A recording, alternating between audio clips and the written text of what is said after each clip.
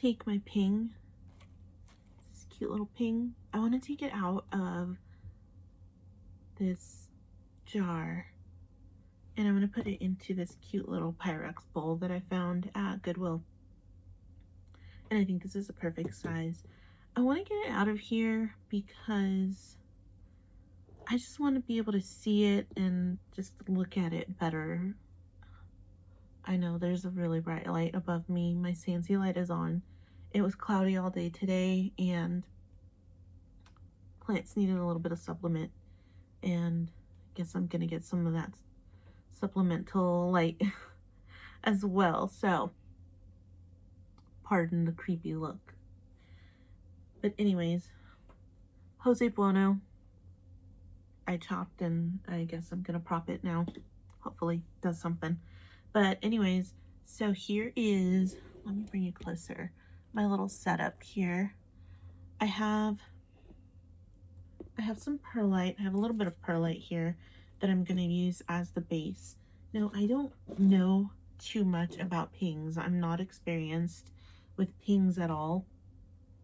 I just know that they need to be in a nutrient-free medium, like no fertilizers, no earthworm casings, or any of that stuff. Just pretty plain substrate. So what I'm gonna do actually is I'm gonna get this, my little because I know I'm gonna make a mess, and I don't want to make a mess.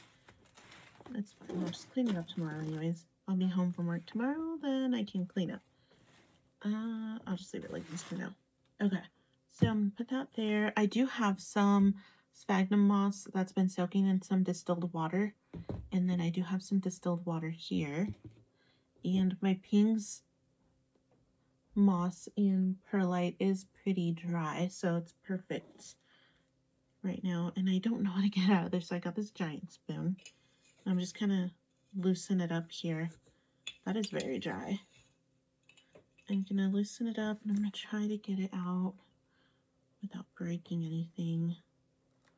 I know they have little tiny roots, little fine roots. Oh, there it goes. I've been scared. I've been too scared to do this. I don't want to hurt it. But I see people repotting these, or not repotting these, but putting these in like different setups all the time, and they seem to do really well. This moss already got some algae on it. So we'll just take whatever we can off. Oh, I ripped a root off. Oh no. Okay, we're just gonna leave that like that. See that? I'm just gonna leave that alone. I don't want to rip off any more leaves. You can smell this. It smells mossy. That is so cute. This is my first time actually seeing it close up. Isn't that cute?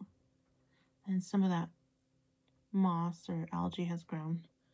Alright, so next step is I'm going to put some perlite, some brand new perlite at the bottom. I'm just giving it the same setup that it had inside of this jar. See how dry that was? Alright, and then now I'm going to get my sphagnum moss that's been soaking. Try squeezing as much as I can of that out. I will be watering it again anyways, but let's get some of that out.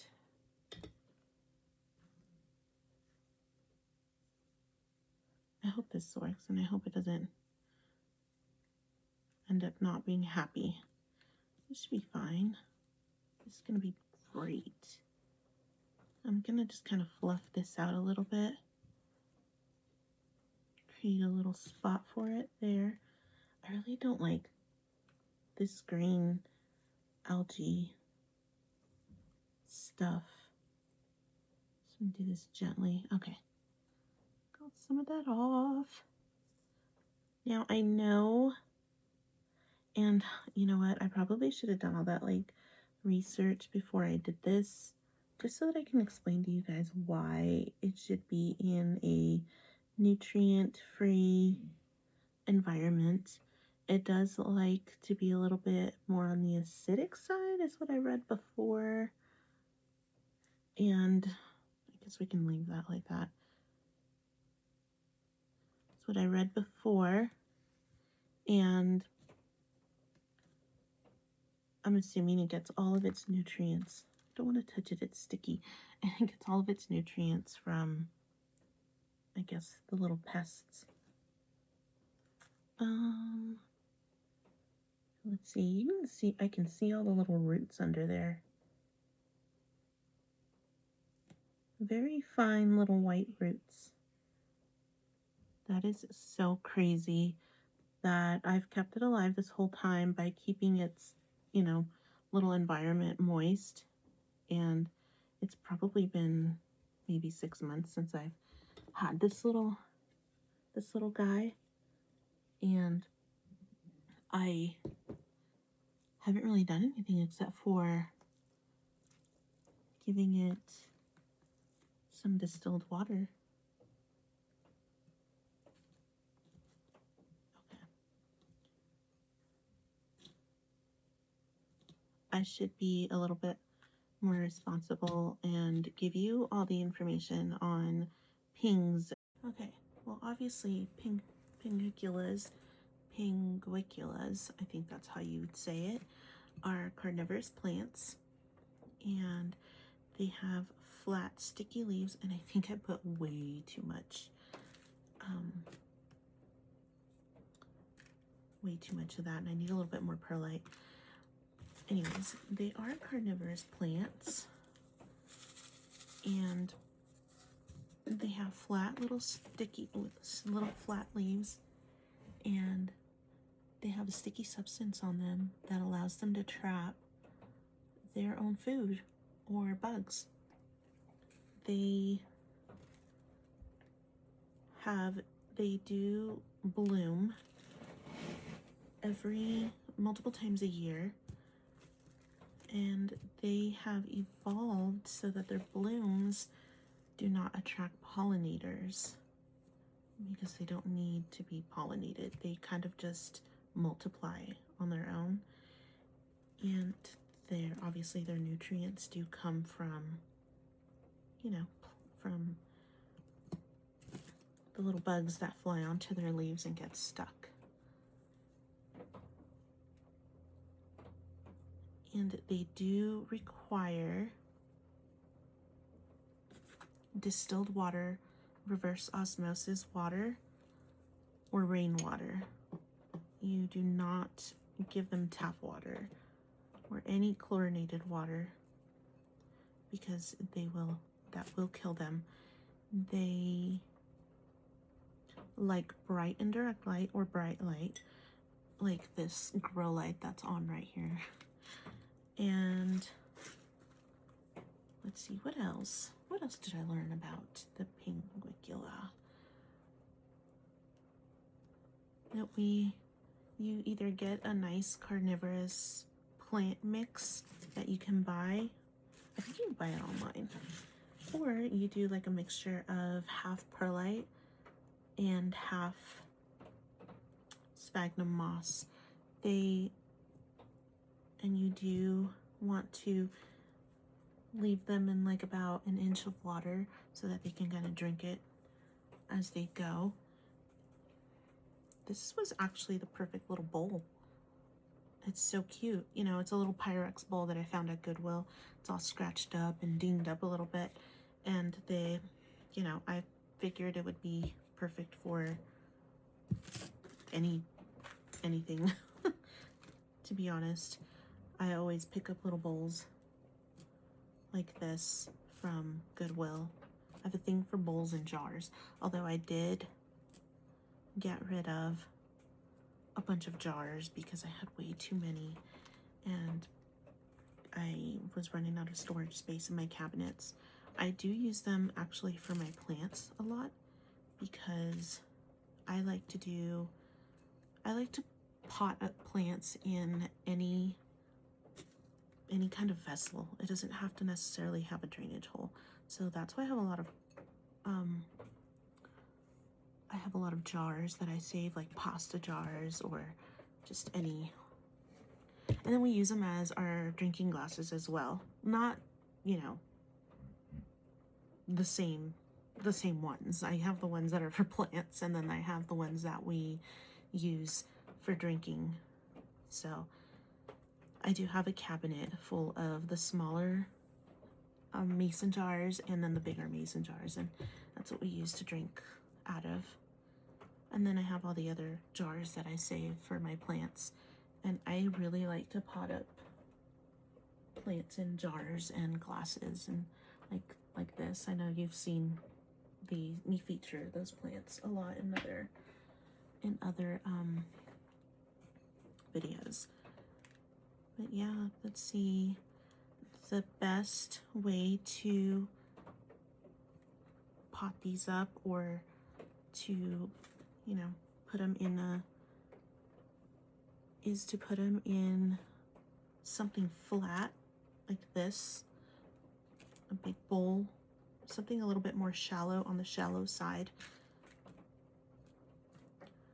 This is my first ever Pinguicula, or a Buttorwort as it's also called, and there are lots of different varieties, and they are easier to care for than Venus flytraps.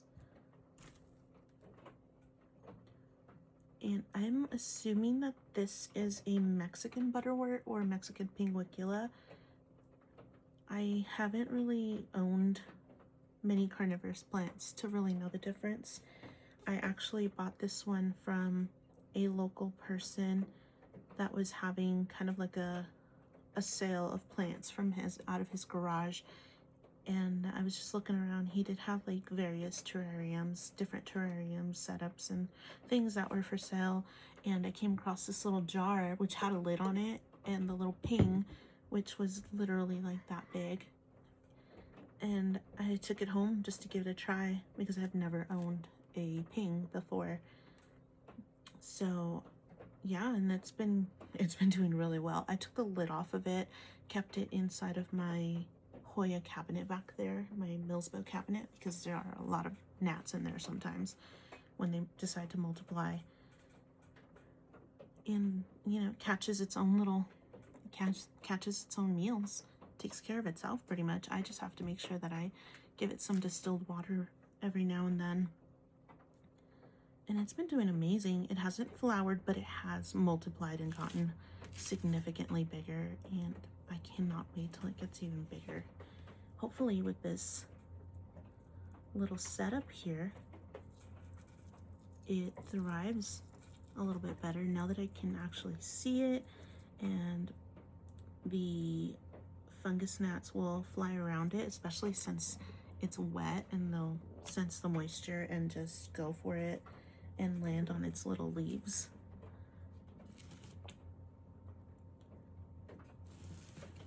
There was a whole thing that I read online about pings or butterworts, and it was saying that the Mexican variety, which I don't know, I still have to do more research, are a little bit easier to care for. I'm not sure if that's this here. This has been super easy to care for so far. And I've never actually repotted or put, oh my gosh, I keep spilling my perlite. I've never actually repotted these. I am just literally giving it the same setup that it was in before, and when I did my research, that's what it said to do. So it is in, I think just the water is up to the perlite, and then it's got its little, I want to push it down, you know, like a plant into the, I don't want to break anything. Ooh, I got the little sticky sap that's on its leaves on my fingers. Okay, hopefully that's good. I think it'll be fine. That's so cool. I like that. I wonder what it would look like if I put some perlite up the top. No, I kind of like it like that. Now that I'm kind of familiar with how pings work and how to take care of them a little bit, I think I'm going to get some more. I will be going to PlantCon International in LA, so I think I'm gonna have plenty of opportunities to get some carnivorous plants or some more pings because I think they're actually pretty cool. There we go, that's it. And it's going to be able to catch its dinner. It's 3 meals, a lot easier now. But yeah, if you watched this whole video, thank you, and please give me a like and subscribe, and I'll see you on the next video. Bye. All right, now it's gonna go back into the grow cabinet. You can see there the sticky traps, and over here, I think you can see one flying around. Oh, there they are. So yeah, this is the perfect environment for my little ping. I'm gonna move that over. I don't want it under the fan.